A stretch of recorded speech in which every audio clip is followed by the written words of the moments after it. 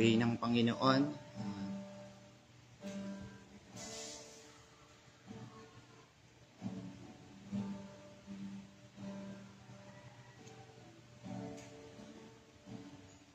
Purihin po ang Panginoon. Isang magandang umaga po sa bawat isa po sa atin na nunood ng live na ito. Isang mapagpalang umaga po sa bawat isa po sa atin. Tayo po ay patuloy na nagpapasalamat sa Panginoon sapagkat binigyan na naman tayo ng pagkakataon sa umagang ito para makalapit sa Panginoon sapagkat alam natin na ang panahon natin, maraming mga bansa at maraming mga lugar na kung saan ay pinagbabawalan sila na dumulog sa Panginoon. Kaya tayong mga malalayan nakakadulog sa Panginoon, ay lubos po natin ipagpasalamat yung ganitong uri ng bagay na malaya tayong nakakalapit sa Panginoon. Kaya purihin ang Panginoon, bago po sa salita ng Panginoon, tayo po ay manalangin. Hingin natin ang pagsama ng Panginoon sa umaga pong ito. Panginoon, salamat po sa inyo. Napakabuti po ninyo sa amin pong mga buhay. Wala po kaming ibang itinataas kundi ang inyo pong dakilang pangalan. Dalangin ko po na samahan po ninyo kami sa amin pong mahikling oras sa pag-aaral ng inyo pong mga salita. Bigyan po ninyo kami ng kaunawaan, karunungan na nanggagaling sa inyo, nang sa ganon ay maintindihan po namin kung ano po yung nais ninyong ipabatid sa amin sa umaga pong ito. Salamat po, purihin kayo, dakilain kayo sa pangalan ng Panginoong Hesus. Amen and amen. Muli isang mapagpalang umaga po sa bawat isa po sa atin. At tayo po'y mag-aaral ng salita ng Panginoon. Meron po akong nilagay dito na mga dapat gawin ng isang Kristiyano o tagasunod ng Panginoon. At ang unang-unang nilagay ko po dito ay merong galak sa puso na nagbibigay. At alam natin na yung ganitong aralin o pag-aaral ay maraming mga umiiwas. Kasi maraming mga nagdadahilan na mahirap yung ganitong uri ng paglilingkod, lalo kapag wala ka talaga. Pero bilang isang lingkod ng Panginoon at tinawag ng Panginoon, ito ay kasama na sa paglilingkod natin sa Panginoon. Yung tayo ay nagbibigay sa Panginoon at para sa gawain ng Panginoon. Sabi nga po dito sa Leviticus chapter 27, verse 30, lahat ng ikasampung bahagi, maging binhi o bunga ng pananim, ay nakalaan kay Yahweh. Malinaw na sinasabi ng salita ng Panginoon sa Old Testament pa lang ay inuutos na ng Panginoon na lahat ng ikasampung bahagi natin, mga pinagpaguran natin, ay nakalaan sa Panginoon. At sa malalim na salin ng Biblia, ang sabi doon ay talagang para sa Panginoon Ang totoo, hindi siya galing sa atin, kundi sa Panginoon din siya galing, kaya marapat nating ibigay sa Panginoon yung mga bunga ng mga pinagpaguran natin. Hindi natin ibibigay dahil kailangan. Hindi natin ibibigay dahil inutos sa atin. Ibibigay natin yung ganitong mga bagay para sa Panginoon ay dahil sa Panginoon talaga siya nanggaling. Kaya karapat-dapat na paglaanan ng Panginoon ng mga bunga ng mga pinagpaguran natin. At ang nakakalungkot isipin, pagka ganitong aralin, maraming mga lingkod ng Panginoon na lumalayo o umaatras. Pero ang katotohanan, kung bakit ba natin ginagawa yung mga bagay na ito, sabi nga po ng Kawikaan chapter 3, verse 9, ganito po ang sabi. Tingnan po ang sinasabi dito. Kawikaan chapter 3 verse 9. Kung bakit po natin kailangan yung mga gawin yung ganitong bagay, sabi po dito, parangalan mo si Yahweh sa pamagitan ng iyong kayamanan at mula sa iyong pinakamainam na ani sa ay iyong handugan. Sa verse 10, sa gayon, kamalig mo ay laging aapaw, sisidlan ng inumin ay hindi na matutuyuan. Alam nyo, napakagandang isipin na kung bakit natin ginagawa yung ganitong uri ng bagay, yung pagkakaloob sa gawain ng Panginoon, para mabigyan ng kaluguran ng Panginoon. ang pangalan ng Panginoon. Hindi natin gagawin yung ganitong bagay para matanyag tayo o makilala tayo, oy si brother, oy si sister, ay tumutulong sa gawain ng Panginoon. Oo, nandun na yon. Nabibigyan tayo ng kapurihan ng mga taong nasa paligid natin. Pero kung bakit natin kailangan gawin yung bagay na ito, una, inutos ng Panginoon, Old Testament pa lang, na kailangan lahat ng bunga ng inani natin, ng pinagpaguran natin, 10% doon, ay ibibigay natin sa gawain ng Panginoon. At ang sabi dito, sa ganoon kapamaraanan, ay nabibigyan natin ng kaluguran ng Panginoon. Kaya wag na tayong mag-isip ng mga negatibong kaisipan kapag may ganitong pag-aaral. Katulad na lang kapag may mga simbahan kasi nagkakaroon ng ambagan pagdating sa mga activities na gagawin nila.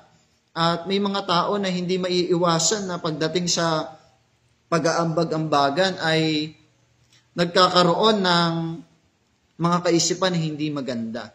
Alam nyo, para lang tayong mga estudyante.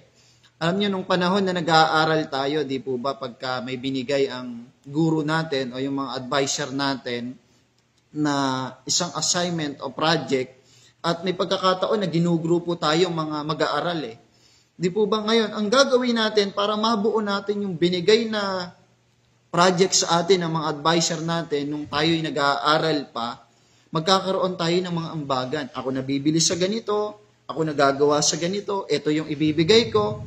At ang napakagandang tagpo doon, kapag ka nagkakaroon ng pagkakaisa yung mga estudyante, nagtutulungan, nagbibigayan, ano yung nagiging bunga? Tumataas yung grado nila sa kanilang advisor, sa kanilang guro. Ganon din tayo pagdating sa paglilingkod sa Panginoon. Hindi tayo mag-iisip ng maling kaisipan pagdating sa ganitong uri ng gawain. Dahil sa ganitong uri ng pagbibigay, sa ganitong uri ng gawain, ang sabi doon, nabibigyan natin ng kaluguran ng Panginoon. At ang napakagandang sinasabi dito sa verse 10, sa gayon, kapag ka nabibigyan natin ng kaluguran ng Panginoon sa pamagitan ng ating mga kaloob, na ibinibigay sa Panginoon at sa mga lingkod ng Panginoon, ang sabi dito, sa gayon, kamalig mo ay lagi ng aapaw, sisidlan ng inumin ay hindi na matutuyuan. Alam nyo, para sa atin din yung ginagawa natin. Na minsan nagkakaroon tayo ng maling kaisipan pagdating sa ganitong uri ng bagay. Na ang totoo pala ay para sa atin din yung ginagawa natin. Para sa ikabubuti rin natin yung ginagawa natin. Kaya maraming mga tao ngayon na kahit anong gawing pagsisikap sa mundong ito, kahit anong gawing pagpapagal, pagpapakapagod, pagtatrabaho sa mundong ito, halos ubusin na yung buong araw na yon sa pagtatrabaho, isa lang yung mga naririnig natin sa kanila. Bakit parang kulang? Minsan nga kapag kaaraw na ng sahod, hindi pa natin natatanggap yung sahod natin para sa mga nagtatrabaho. Binibilang na natin kung saan mapupunta yon.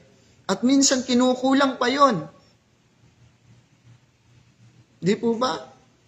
Pero sabi ng salita ng Panginoon, kung gagawin natin yan para sa Panginoon, kung gagawin natin yan nang mayroong kagalakan sa Panginoon, ang sabi dito, hindi na matutuyuan Kaya nakakagalak sa puso kapag ka nakakirinig tayo ng mga patotoo na nanggagaling sa mga lingkod ng Panginoon, na pinagpala ako ng Panginoon, may dumating na ganitong bagay, although hindi tayo nakabase doon Pero hindi magpapabiro ang Panginoon kapag ginanap natin yung tungkulin natin sa Kanya.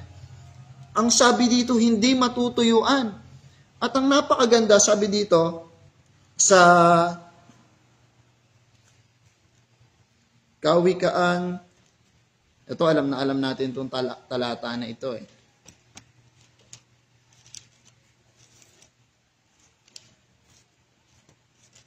Yung Malakay 3:10. Di po ba? Na wag natin susubukin ng Panginoon Kasi ang sabi doon, tingnan ninyo kung hindi ko buksan ang durungawan ng langit para ibuhos yung pagpapala sa atin. Di po ba?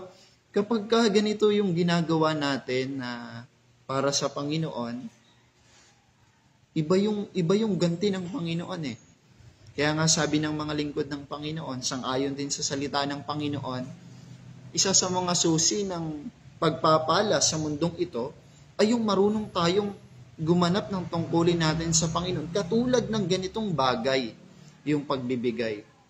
At nalalaman natin sa sarili natin, minsan, hindi talaga natin may experience yung blessing ng Panginoon kapag hindi natin nagaganap yung ganitong bagay. Maraming mga nagtatanong bakit ganito? Bakit ganyan? Na bakit kahit anong gawin kong pagsisikap, ganun pa rin? Kasi wala doon Wala doon sa yung puso natin sa ganitong uri ng gawain. Naalala ko yung sinabi ni Pastor Paul Masaredo, matagal na, mahabang panahon na. Ang sabi niya, pagdating sa pagbibigay, merong 4 na bagay yan Meron akong nilagay dito, sabi dito, sariling pasya. Hindi siya sapilitan, hindi siya sasabihan, kundi alam mo yung gagawin mo sa Panginoon Alam mo yung tungkulin mo sa Panginoon bilang lingkod ng Panginoon Na magkakaroon ka ng sariling pasya na ibigay yung para sa Panginoon. Di po ba? Sabi dito, pangalawang bagay, walang pag-aatubili. Hindi siya pinag-iisipan na kapag ka natanggap natin yung isang bagay na isang blessing, bibigay ko kaya sa Panginoon yung kalahati nito, yung 10% na ito. Hindi ganon. Ang isang lingkod ng Panginoon, merong kaisipan na walang pag-aatubili pagdating sa gawain ng Panginoon. Meron nga ako nakausap, sabi ko nga, kung yung masama nga ginagawa kahit walang nagpapaalala paano pa kaya yung mabuti? Di po ba? Simpleng salita pero napakalaking impact sa atin. Paano pa kaya yung mabuti? Na alam natin na yung bagay na ito hindi naman masama kundi daan pa ito para ma-bless yung ating mga buhay. Hindi man tayo pagpalain ngayon, hindi man tayo pagpalain sa mga susunod na araw, pero isa yung tiyak Ang napakagandang tagpo na makukuha natin dito na aral, naganap natin yung tungkulin natin sa Panginoon. Nagawa natin yung tungkulin natin sa Panginoon.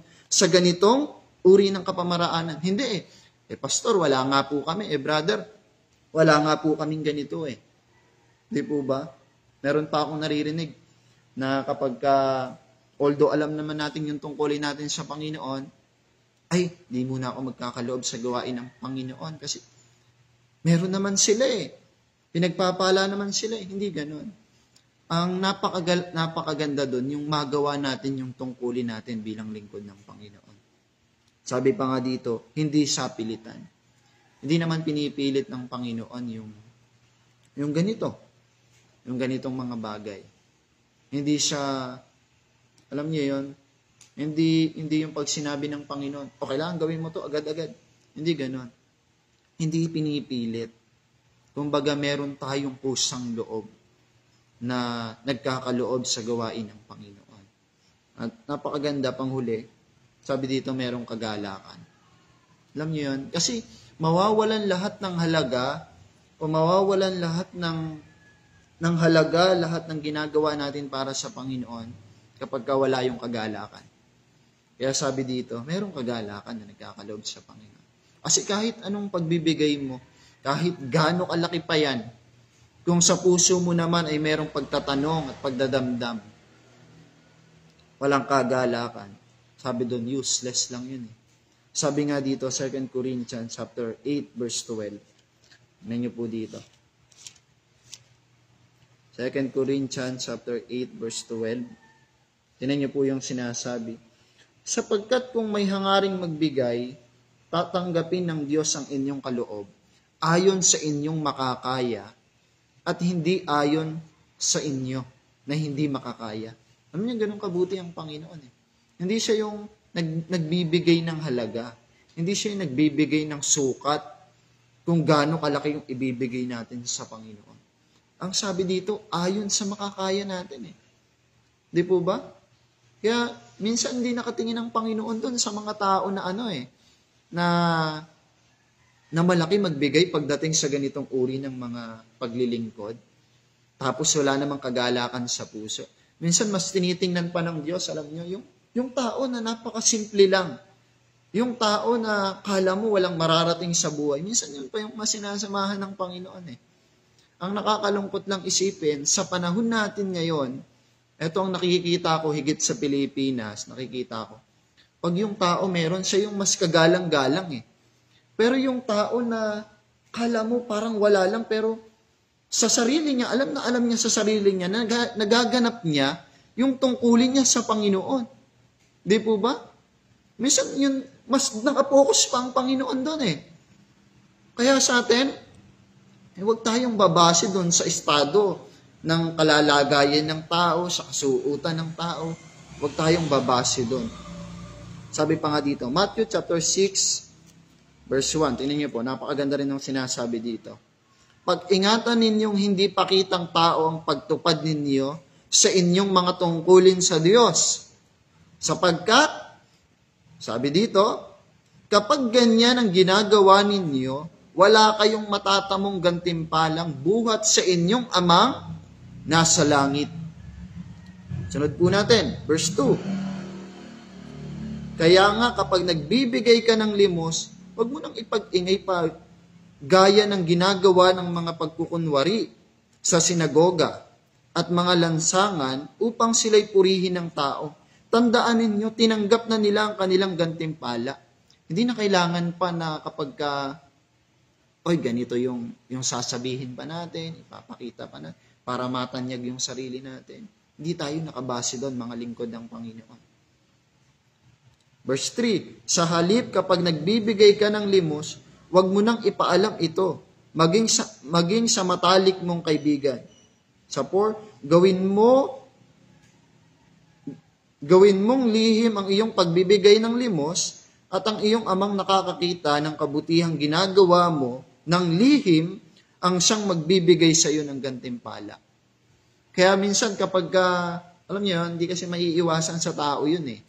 Yung maging, parang maging tanyag ka, di maiiwasan. Pero ayon sa salita ng Panginoon, sabi, tinanggap mo na yung gantimpala mo. Sabi nga dito, hayaan mo yung ama mo na nasa langit, ang nakakakita sa iyo, sa lihim mong ginagawa, sa lihim mong pagtulong, sa lihim mong pagkakaloob sa gawain ng Panginoon at sa mga lingkod ng Panginoon. Balik din sa atin. Ang siyang, sabi doon, ang siyang magbibigay ng gantimpala sa atin. Di po ba? Kaya kapag ganitong uri ng tagpo, huwag na natin pag-isipan ng masama. Kasi, alam niyo, ayun yung trabaho ni Satanas eh. Yung ilagay niya sa ating kaisipan na yung ginagawa natin at yung binibigay natin na para sa Panginoon, walang kabuluhan. Ayun yung trabaho ni Satanas sa atin. Ipaunawa sa atin na lahat ng mga ginagawa natin para sa Panginoon, mawawalan ng halaga yun eh. Ayun yung trabaho ni Satanas. Pero bilang lingkod ng Panginoon na nakakaunawa ng ganitong bagay, di na natin dapat magpag-isipan pa ng hindi magaganda. Kundi maganap natin yung tungkulin natin sa Panginoon. So sunod tayo sa pangalawa natin pag-aaral. Mga dapat gawin ng isang Kristiyano. Alam na alam natin to. Yung sumamba sa Panginoon, pagsamba. Alam nyo, pag sinabing pagsamba, hindi ito yung pumapatungkol lang sa sasabihin ng KMC, halimbawa, pag may gawain tayo, sige po, purihin natin ang Panginoon. Pagbibigay tayo ng papuri sa Panginoon, tataas yung kamay natin. Isang mabuting bagay yun. Pero hindi lang yun dun pumapatungkol. Nung tiningnan ko sa English Dictionary ang salitang pagsamba, ang sabi dun, respect to God. Alam nyo ba, nasa panahon natin ngayon, maraming nagbibigay ng papuri sa Panginoon na walang respeto. Respeto sa pananalita, respeto sa kilos, respeto sa pananamit. Kaya kahit anong uri ng gawin nating pagsamba sa Panginoon, walang halaga eh. Bakit? Kasi nagkakaroon tayo ng pagmamalaki sa sarili natin. Nagiging bastos tayo sa gawain ng Panginoon. Kaya bilang paalala ng Panginoon sa umagang ito, magkaroon tayo ng respeto pagdating sa Panginoon. Higit paglalapit tayo sa Panginoon. Bigyan natin siya ng kaluguran. Sa uri ng pananamit natin, ay mabigyan natin ng kaluguran ng Panginoon. Naalala ko nung si Abraham, kwento ko na lamang po, nung maghahandog siya sa Panginoon, alam niyo kung ano ihahandog niya, yung anak niya. Ito'y alam na alam din natin. Genesis chapter 22 verse 4 hanggang sa mga sumusunod na talata. Alam na nung panahon na ito, inutusan ng Panginoon si Abraham. Sabi niya doon, Abraham, pumunta ka sa ganitong lugar at dalhin mo yung anak mo, isama mo, at ihandog mo sa akin. At alam natin yung kwentong ito na may mga kasama si Abraham na yung sinakyan nila at yung mga tauhan na kasama niya. Ngayon po, basahin natin. Genesis chapter 22, verse 4. Na ikatlong araw ng paglalakbay, natanaw na nila ang dakong kanilang pupuntahan. Ngayon po ang sabi, kaya't sinabi ni Abraham sa kanyang mga alipin, na kasama niya, bantayan na lamang ninyo rito ang asno at kami na lamang sasamba. Kami na lamang ng bata ang aakyat sa bundok at sasamba kami doon sa dako at babalikan namin kayo. Alam niyo yung tagpong ito, hindi alam ng mga alipin ni Abraham na ang ihahandog ni Abraham na pagsamba sa Panginoon ay yung anak niya. Di po ba? Tingnan natin yung aral na ito. Kung papansinin natin, kung isasama ni Abraham yung mga alipin niya sa paghahandog sa Panginoon at papatayin niya yung kanyang anak, ano sa palagay natin ang gagawin ng mga alipin? Hindi niya alam to. Di po ba unang-una makikita natin, pipigilan nila si Abraham? Abraham, bakit gagawin mo yan? Anak mo yan. Di po ba? Pero alam ni Abraham yung gagawin niya. Sasamba siya sa Panginoon. Kaya ang ginawa niya, nagkaroon siya ng respeto. Ayaw niyang magkaroon ng problema habang siya'y sasamba sa Panginoon. Ayaw niyang may mga gagambala. Ayaw niyang magkakaroon ng, alam niyo yon, yung hindi magandang pangyayari. Kaya naging matalino si Abraham eh. Ang ginawa niya, dito na lamang kayo at babalikan na lamang namin kayo, sabi niya doon sa mga alipin, at kami na lamang ng bata ang sasamba doon sa bundok. Di po ba? Anong makikitang aral natin doon? Napakaganda nung ginawa ni Abraham kasi alam niya yung resulta eh. Mababastos yung pagsamba niya sa Panginoon pag sinama niya yung mga alipin. Kaya makukuha nating aral doon, mayroong respeto si Abraham kapag sasamba siya sa Panginoon. Kaya tayong mga lingkod ng Panginoon, karoon tayo lagi ng respeto pagdating sa pagsamba sa Panginoon. Oo, mabuting bagay yung umawit tayo, pumalakpak tayo, sumayaw tayo, umindak tayo, at magbigay tayo ng mga pagpupuri sa Panginoon. Nalulugod ang Diyos yan. Pero sa kabila naman nun, wala tayong respeto sa harapan ng Panginoon, sa gawain ng Panginoon, sa mga lingkod ng Panginoon. Kahit anong uri ng gawin nating pagpupuri sa Panginoon. Alam nyo, mawawalan lang ng halaga yun. Kaya napakahalaga na habang sumasamba tayo sa Panginoon, samahan natin ang respeto. Bilang panghuli, tayo po'y mananalangin. Isa sa mga dapat gawin ng mga Kristiyano na naglilingkod sa Panginoon, lumalayo sa kasamaan, lumalayo sa kasalanan. Alam niyo sa sanlibutan, iba yung pananaw nila. Ang pananaw nila, pagka medyo siga-siga ka, lumabas ka dyan, medyo sumasabay ka sa takbo ng mundong ito, alam niyo, ikaw yung magiging kilala. Ikaw yung magiging tanyan. Pero pagdating sa Panginoon, hindi. Alam niyo, hindi nalulugod ang Diyos doon sa mga bagay na hindi maganda. Bilang lingkod ng Panginoon, dati, mula tayo dyan, pero hinango na tayo ng Panginoon. At bilang nakakilala na sa Panginoon, naglilingkod na sa Panginoon, layuan na natin yung ganyang mga bagay. Bakit? Sabi dito, ang pag-iwas sa kapahamakan o sa kamalian, hindi ito nagpapakita ng kaduwagan. Diba, sa sanlibutan, pagka hinamon ka ng gulo, away, pag hindi ka lumaban, duwag yan, takot yan. Di po ba? Pero yung pananaw ng Panginoon, hindi siya nagpapakita ng kaduwagan. Sabi doon, bagkus ito ay nagpapakita ng isang katalinuhan. Pag-iwas sa isang kamalian o kasamaan, ay nagpapakita ng isang katalinuhan sa mga lingkod ng Panginoon. At ang napakaganda bilang mga lingkod ng Panginoon, bago natin harapin yung isang sitwasyon, bago natin pasukin yung isang bagay, pag-isipan muna natin, kung ano ba yung magiging resulta ng sitwasyon na yon pag pinasok natin. At kung alam natin na magkakasala lang tayo, mapapahamak lang tayo doon, layuan na natin. Dahil lang totoong sinasamahan ng Panginoon. Sabi dito, meron siyang kakayanan na iwasan at layuan yung mga bagay na alam niyang magbibigay sa kanya ng kapahamakan. Di po ba? Dahil ang kapahamakan, nagsisimula lang yan kapag pinasok natin yung isang sitwasyon na hindi muna tayo nag-isip. Hindi muna natin pinagplanuhan. Pero kapag pinagplanuhan natin yan, alam nyo mga kapatid, alam natin yung magiging bunga. At alam natin kapag mali, hindi na natin nahakbangan yan. Di po ba?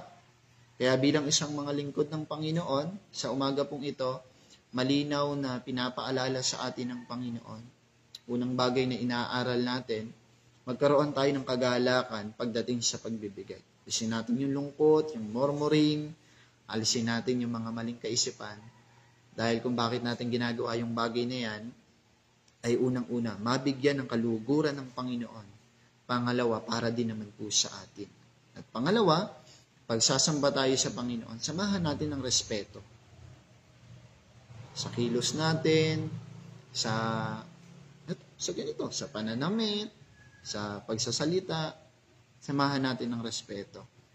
At pangatlo, layuan natin yung mga bagay na alam naman natin na magbibigay sa atin ng kasalanan. Although hindi na mawawala yung kasalanan sa atin dahil dumadaloy na sa atin yan, sa katawan na ito. Pero bilang isang lingkod ng Panginoon, hindi na natin pinagpapatuloy yung mga bagay na hindi naman maganda. Di po ba? Dahil bago tayo nakakilala sa Panginoon, dati rin naman tayong galing diyan. Dati rin tayo sa mga gumagawa ng masama, gumagawa ng kamalian. Pero na nakakilala na tayo sa Panginoon, hinango na tayo ng Panginoon doon. Kaya napakapalad natin eh. Isa tayo sa mga tinanggal ng Panginoon mula doon sa pagkakasala. Tinanggal tayo ng Panginoon doon at dinala niya tayo sa Kanya at binigyan tayo ng karapatan na maglingkod sa Panginoon. At yung paglilingkod na ito yung magdadala sa atin doon sa buhay na walang hanggan. At purihin ng Panginoon sa umaga pong ito at ang Diyos po ang patuloy na magpala sa atin. Alam niyo po, panahon natin, ito po hindi na paganda ayon sa salita ng Panginoon. Nakakakita tayo ng mga bagong building na tinatayo, nakakakita tayo ng mga magagandang pasyalan, nasasabi natin na gumaganda yung bansa natin. Although gumaganda sa paningin natin. Pero 2 Timothy chapter 3 verse 1, the day is perilous day. Kaya mga lingkod ng Panginoon, tuloy lang yung buhay pagdating sa paglilingkod. Merong nakalaan sa atin. Revelation 22 verse 12 hanggang 13. Mismong Panginoon na nagsasalita doon, halina kayo. Dala-dala ko na yung gantimpalang ibibigay sa inyo, sang-ayon sa inyong mga ginawa na para sa akin. Hindi nawawalan ng kabuluhan yan. Mga pagbibigay natin, yung mga pagsamba natin, yung pag-iwas natin sa mga kamalian, hindi nawawalan ng kabuluhan yan. Nakikita ng Diyos yan. Darating yung araw, pakinabang din natin yan. Pakinabang din natin yan. At huwag na tayo magtaka kung nahihirapan tayo pagdating sa paglilingkod sa Panginoon. Kasama na po yan. Sabi nga ng isang quotation na nabasa ko, pain is always part of the battle. Yung sakit, yung hirap, yung kawalan, yung kagutuman, alam nyo, kasama na yan sa paglilingkod natin sa Panginoon. Pero may pangako ang Panginoon. Di po ba? Gagantimpalaan tayo ng Panginoon sa huling panahon. Yung panahon na yon, hindi na po palayo, kundi palapit na. Romans 8:28, bibigyan tayo ng kapahingahan ng Panginoon. Yung mga nararanasan natin dito, hindi yan may hahambing doon sa ibibigay sa atin ng Panginoon balang araw. Kaya purihin ng Panginoon, napagpala tayo ng salita ng Panginoon at ang Diyos ang patuloy na mag-ingat sa atin sa buong araw na ito. Ang Diyos ang patuloy na sumama sa atin at magtagumpay sa ating pong mga buhay. Pag po ang lahat, tayo po ay manalangin. Panginoon, salamat po sa inyo. Purihin po kayo sa umaga pong ito, dakilain po kayo. Napakabuti ninyo sa amin pong mga buhay.